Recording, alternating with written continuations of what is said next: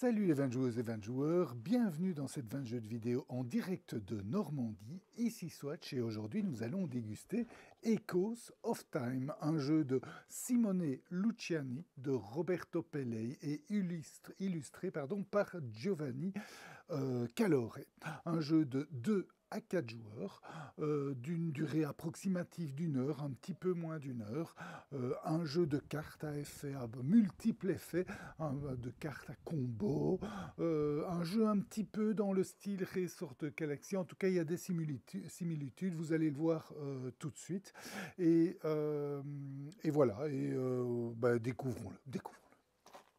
Et voici donc une petite mise en place pour un joueur. Le jeu se joue avec minimum 2 joueurs, mais ici pour l'explication des règles, un joueur suffit. Donc vous avez son plateau personnel avec des cartes sur son plateau. Il a déjà joué quelques cartes qui sont mises en jeu et là vous avez des cartes sources communes à tous les joueurs. Là, le jeu se joue en une série de tours indéfinis et au début de chaque tour, vous faites les mêmes choses, c'est-à-dire que c'est indiqué ici. La première chose que vous faites passer le temps. Et pour faire passer le temps, vous prenez la tuile qui est ici, vous la mettez de l'autre côté, vous glissez tout votre plateau. Attendez, j'y arrive pas à une seule main, c'est pas facile.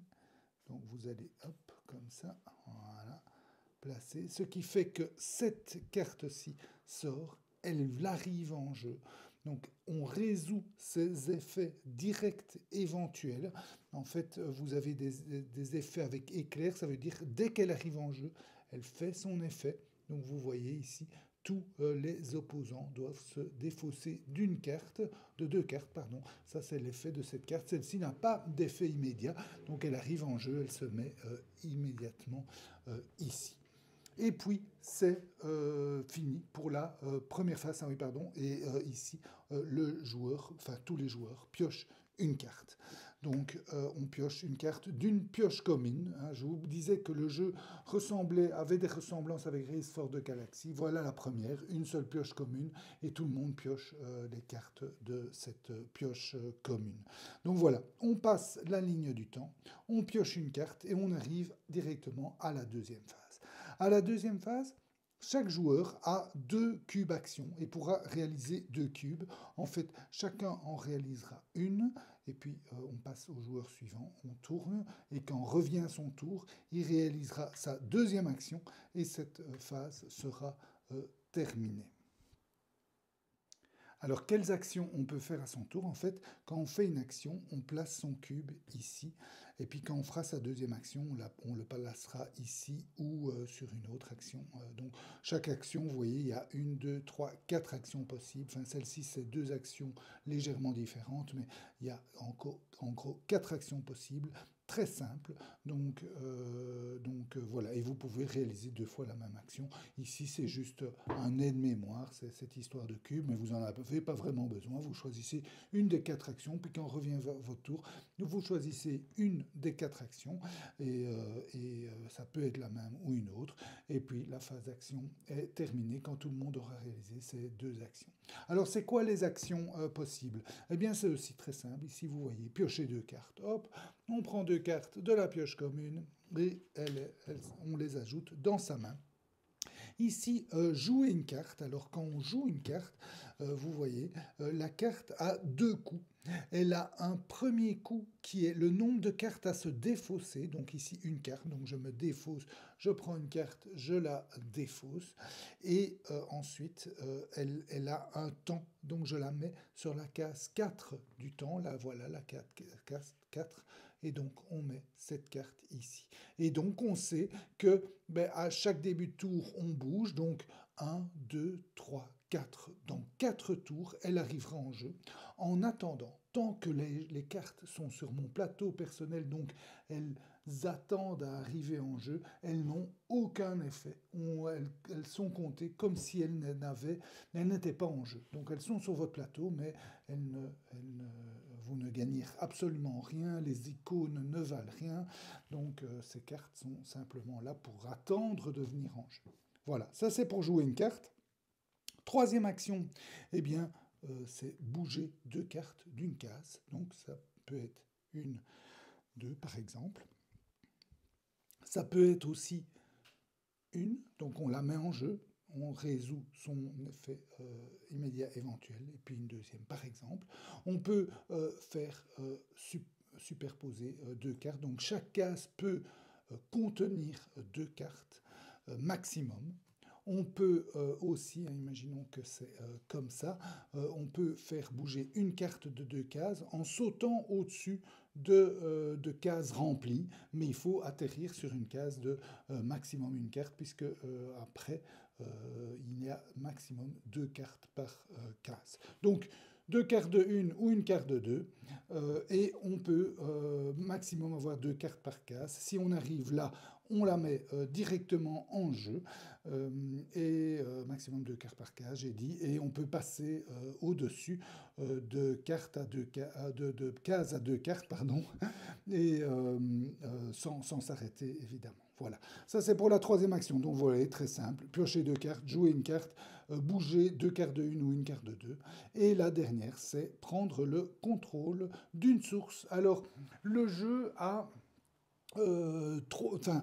ça dépend du nombre de joueurs. En gros, il y a une carte source par joueur. Et on se dispute, les joueurs vont se disputer le contrôle de ces cartes sources. Elles sont assez intéressantes. Donc d'abord, comment prendre le contrôle? Donc comme vous voyez ici sur la case action, il y a deux façons, oui, on va dire, il y a deux actions différentes. Il y a prendre le contrôle et garder le contrôle, on va dire. Ça a des termes bien spécifiques. Voilà, j'ai été relire les termes exacts. Donc, c'est conquérir. Le 1, c'est conquérir. Et le 2, c'est fortifier. Donc, pour conquérir, on regarde la valeur de conquête, on va dire, de la carte pour le 1. Vous voyez ici c'est 2, là c'est 1, là c'est 2, il y en a certains à 3 aussi. Et donc on doit dépasser ça en force. Et vous voyez chaque carte que vous avez jouée, ici il y a 0, là aussi, mais là il y a 1 de force, là il y a 2 de force, là il y a 1 de force. Donc si je veux conquérir par exemple celle-ci, je peux dire ok avec 3, il faut minimum 3 pour le conquérir. Donc je prends ces deux-là, donc je sacrifie. C'est-à-dire que les cartes ont des pouvoirs permanents ou pas. Celui-ci, c'est un pouvoir pour venir en jeu. Ça, c'est un pouvoir qu'on peut activer, j'y reviendrai. Mais certaines cartes ont des effets permanents. Donc, ces effets-là, entre guillemets, je les sacrifie. C'est-à-dire que je n'en aurai plus, je les aurai plus à disposition. Mais en contrepartie, je mets mes deux cartes comme ça. Je mets ma carte source comme ça, pour indiquer que j'ai utilisé 3 pour prendre le contrôle, pour garder les icônes ici à ma disposition. Si jamais j'ai des cartes qui ont des effets par rapport à ces icônes jouent toujours. Et comme je conquiers cette carte, eh bien, je gagne son effet de conquête. Ici, c'est de jouer une carte. Donc, je peux jouer une carte, tout comme l'action, tout simplement, de jouer une carte. Donc, je défausse un certain nombre de cartes et je le place sur la ligne du temps, sur la case correspondante. À partir du moment où j'ai cette source, eh bien, son effet permanent joue. Donc maintenant, à partir de maintenant, chaque fois que je joue une carte, je devrais payer une carte en moins. Donc c'est très très intéressant. Si un autre joueur veut conquérir une source, il peut conquérir les deux sources qui sont encore à disposition, mais il peut également conquérir une source qui est chez un joueur. Comment est-ce qu'il fait ça? Eh bien, il doit simplement dépasser la force de cette source. Donc ici, ce n'est plus 2, mais c'est 3. Donc s'il attaque par exemple avec 4 ou 5, il peut la conquérir. Qu'est-ce qu'il fait? Il la prend. Il applique immédiatement l'effet immédiat et il a l'effet permanent. Et donc il peut jouer une carte. Et moi, mes deux cartes qui servaient à la protéger me reviennent et restent en jeu chez moi. Donc j'ai de nouveau accès à ces effets et je pourrais évidemment me venger éventuellement ou me rabattre sur une autre source éventuellement qui m'intéresserait plus à ce moment-là du jeu. Donc voilà, ça c'est pour l'aspect conquérir. Alors ce qu'on peut faire aussi, une fois qu'on a conquis une carte source, on peut faire la deuxième action qui est de fortifier. Vous voyez, c'est une action, donc on doit mettre un cube, hein, c'est pas un truc gratuit. Et pour fortifier, en fait, il faut appliquer la force demandée en fortification. Ici, c'est 8. Donc je dois avoir au minimum 9 avec mes cartes au-dessus. Donc je dois avoir des cartes au-dessus qui ont une force de minimum 9. Et si c'est le cas, je peux faire cette action. Je gagne l'effet ici de jouer une carte sans coût. Donc je ne dois ni défausser de carte, ni le mettre sur une ligne du temps. Elle arrive directement en jeu. Donc c'est souvent des effets assez puissants. Et je l'ai fortifié. Donc j'ai mis une force de 9 minimum au-dessus. Et à partir de ce moment-là, on ne sait plus me la reprendre. Donc pour la sécuriser, je peux la fortifier, mais évidemment, je devrais y consacrer pas mal de force. Elle me rapportera, dans ce cas-ci, 6 points de victoire à la fin du jeu. Si je l'avais juste conquise et qu'on était à la fin du jeu, c'est 4 points de victoire. Les cartes qui sont en dessous ou pas rapportent toujours leur point de victoire. À noter qu'il y a certaines cartes avec ce symbole-là qui gagnent des points de victoire supplémentaires en fin de jeu. Il y a le point d'interrogation ici, donc c'est 1 point par chaque 2 cartes dans votre main. Donc c'est des effets évidemment variés. Donc voilà pour toutes les actions. Donc conquérir, fortifier, bouger 2 cartes, jouer une carte et piocher 2 cartes. On peut à son tour, quand on veut, réaliser ces 2 actions gratuites. La première, c'est ce qu'on appelle fortifier, on va dire, non, ça ne s'appelle pas fortifier, ça s'appelle augmenter la force de protection de la source. En fait, quand on a le contrôle d'une source, on peut, si on veut, gratuitement, et ce n'est pas une action, ajouter des cartes en dessous. Donc, par exemple ici, pour empêcher les adversaires de pouvoir la conquérir, donc de la protéger encore plus, d'augmenter les forces, évidemment. Vous aurez compris, je sacrifie, je dirais, je ne pourrai plus utiliser le pouvoir de la carte, mais je protège ma source contre une attaque éventuelle d'un autre joueur. Ça, c'est la première action gratuite qu'on peut faire pendant son tour. La deuxième, c'est activer des cartes. Et en fait, ça dépend du symbole de la case temps qui est pour le moment en dehors de votre plateau personnel. Donc à chaque tour, vous avez vu, on pousse tout et donc celle-ci deviendra au tour prochain disponible. Ici, eh bien, on regarde ce symbole-là. Et si on a des cartes avec ce symbole-là, par exemple celle-ci, et vous voyez, piocher une carte et déplacer une des cartes d'une case sur la droite, eh bien, si je veux, je l'active, je prends un jeton activation, je le mets dessus pour dire que je l'ai activé et je reçois son effet, puisque c'est une carte de même symbole qui est pour le moment à droite de mon plateau personnel. Quand arrivera le rouge, je pourrai actionner celle-ci qui me permet de piocher 4 cartes. Souvent, vous voyez ici le plateau personnel, il y a un seul rouge, 2 jaunes et 3 bleus. Et donc, les effets qui sont bleus sont les moins puissants, mais arrivent 3 fois sur 6 tours. Les effets jaunes sont un peu plus puissants, mais arrivent que 2 fois sur 6 tours. Et les effets rouges sont hyper puissants, mais ils n'arrivent qu'une fois sur 6 tours. Évidemment, comme vos cartes bougent, vous allez, par exemple, jouer ces cartes-là proche de quand le rouge arrive pour pouvoir optimiser vos coups. Un tour de jeu, c'est très simple, on retire nos jetons actions, on passe le jeton premier joueur au joueur d'après, on vérifie si on n'a pas plus de 10 cartes en main, on revient à 10 cartes, et on passe le jeton premier joueur. J'ai déjà dit, la dernière chose qu'on fait, c'est on reprend aussi les cubes activation. Fin du jeu. La fin du jeu a lieu quand un joueur a 12 cartes devant lui. Et là aussi, ça fait penser à Race for the Galaxy. À noter que Une source vaut pour 2 cartes, donc ici il a 1, 2, 3, 4, 5 cartes devant lui. Quand il y a un certain nombre de jetons points de victoire au centre de la table qui ont été mis en fonction du nombre de joueurs en début de partie, quand tous ces jetons points de victoire ont disparu, donc ça aussi ça fait penser à Race for the Galaxy. Et la dernière chose, quand toutes les sources, les cartes sources qui sont en jeu sont fortifiées, c'est la fin du jeu. Et c'est celui qui a le plus de points à la fin qui l'emporte. Et les points sont sur les cartes, sur les effets de fin de partie et sur les cartes sources. Et voilà, vous savez tout sur Echoes of Time. Donc un jeu de combo, vous avez vu, ce qui fait penser à Race for the Galaxy. Et puis ce système de mise en jeu différé, il faut un certain temps pour mettre ses cartes en jeu, fait un petit peu penser, pour ceux qui connaissent, à Ancient Knowledge. Ancient Knowledge était un peu différent puisque c'est plutôt la carte reste en jeu pendant un certain temps. Ici, c'est la carte met un certain temps pour arriver en jeu. Mais c'est un petit peu un système similaire. Donc, des inspirations un petit peu différentes pour un jeu quand même unique. Un jeu de combo, un jeu d'effets multiples. Les effets sont assez simples. Donc, vous avez pioché des cartes, défaussé des cartes, vous avez joué des cartes, décalé sur la droite.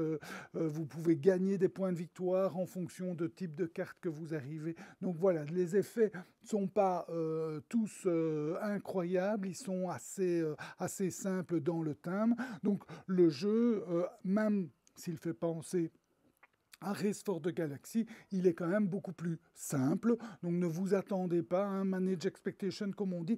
Ne vous attendez pas à un jeu aussi riche en stratégie, en choix, en difficulté de choix que Race for the Galaxy. On est dans un niveau un petit peu plus simple, mais avec un potentiel aussi assez fort. D'ailleurs, ça ne m'étonnerait pas, je n'en sais rien, mais ça ne m'étonnerait pas que certaines extensions soient prévues, parce que voilà, c'est un jeu, les bases sont là, le système de mise en jeu selon la ligne de temps est bien vu, et donc c'est un double coup pour jouer vos cartes. Vous les jouez non seulement en défaussant des cartes, mais en plus en attendant qu'elles arrivent en jeu, et il n'est pas rare, il est même très fréquent que la fin du jeu arrive avant que certaines de vos cartes arrivent en jeu. Donc vous avez, entre guillemets, dépensé des actions pour rien, parce que vous auriez pu mieux optimiser si ces cartes avaient... Donc voilà, il y a pas mal de subtilités dans le jeu, ce qui est très très chouette, même s'il est, je vous le dis encore une fois, le jeu est simple, mais ce qui est très très chouette, c'est l'interaction. Donc souvent dans ces jeux, on est chacun dans son petit monde en train d'optimiser ses cartes et ses effets. Ici, il y a quand même pas mal d'interactions. Il y a des cartes qui vont faire défausser les autres, etc. Mais il y a aussi cette course aux cartes sources, attaquer les autres pour prendre leurs cartes sources vous-même, se protéger contre les attaques adverses, etc. Donc il y a pas mal de choses qui donnent, et même soi-même, on va des fois ne pas encore attaquer pour attaquer en étant sûr qu'on ne nous la reprenne pas, etc. Donc renforcer et donc sacrifier, donc les choix sont quand même pas toujours faciles, parce que renforcer une carte, c'est sacrifier son effet. Alors si c'est un effet qui arrive dans un tour grâce à la flamme rouge, comme je vous ai montré, eh bien ça peut faire un petit peu, pincer un petit peu, quoi. Donc voilà, un jeu vraiment très chouette. Moi, j'ai vraiment bien aimé. J'aurais aimé un poil de complexité un peu plus, mais dans l'ensemble, pas mal d'interactions, pas mal d'innovations finalement avec ce système de temps, pas mal d'effets différents, des petits combos, des petites choses, et quand même des stratégies qui peuvent être différentes. On peut jouer juste les cartes pour leur effet, pour les points qu'ils apportent, ou aller chercher ses sources, etc. C'est pas une obligation d'aller chercher les sources. On peut essayer de trouver des stratégies alternatives avec des effets qui se combinent bien. On a eu des parties où un joueur jouait les cartes qui faisaient défausser les adversaires, et chaque fois que les adversaires défaussent des cartes, ils gagnaient des points de victoire.